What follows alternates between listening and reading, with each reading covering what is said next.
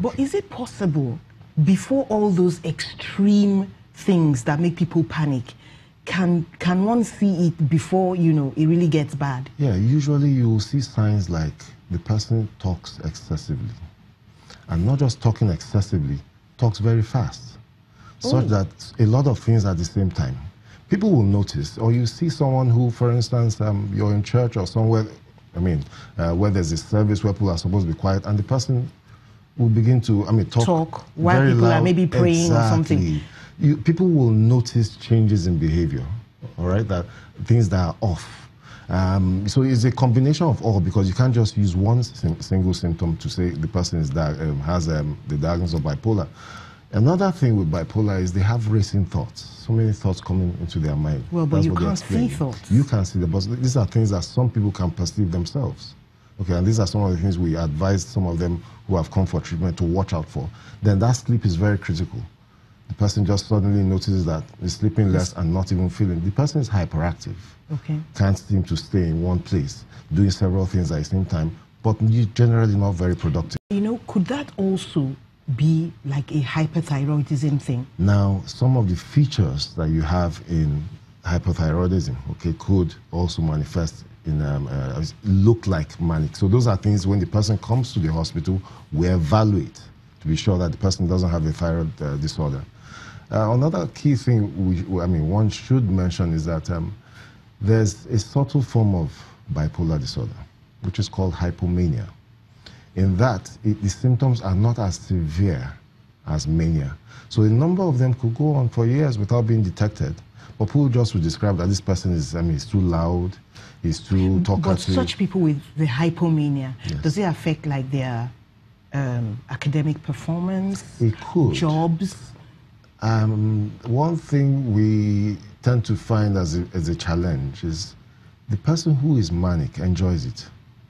It's a feel-good state. Yeah. Yeah, because euphoria. Yes, exactly. And the person's brain seems to be working at a very high pace. So he feels super good. Yes, and it's being reported that some of inventors, people who have come up with great ideas, have been probably manic people.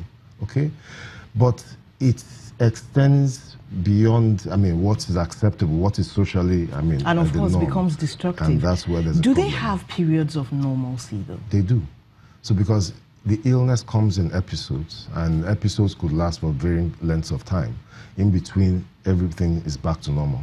There are some who have more rapid, more frequent episodes, okay, but on average, some will have maybe 1 or 2 in a year. Some less frequently. So it varies from one person to the other. Okay, 1 or 2 in a year, that sounds better. That sounds a whole lot better. Yes, but it could go on for long. Yes. Can it ever just disappear? That, okay, this person used to have bipolar disorder. For some reason, it has stopped. I would say you can't cure bipolar disorder, all right? But you can manage it effectively. There's very effective treatment for it, okay, both for the depressive phase and the manic phase. However, it requires, somebody who has the knowledge, because some of the treatments, if you're treating bipolar or you're treating depression alone, it could swing the person to the other pole, because somebody is depressed, in depressed pole, and you treat the person with antidepressants, which aim to improve the mood.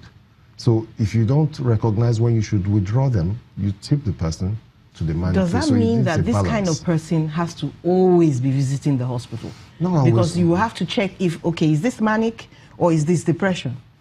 Not always, but on appointments. Typically, we'll give the person appointments, okay? Initially, if the person has had a more recent episode, the appointments are more regular, more frequent. And then, but as the person stabilizes, they become lengthened out.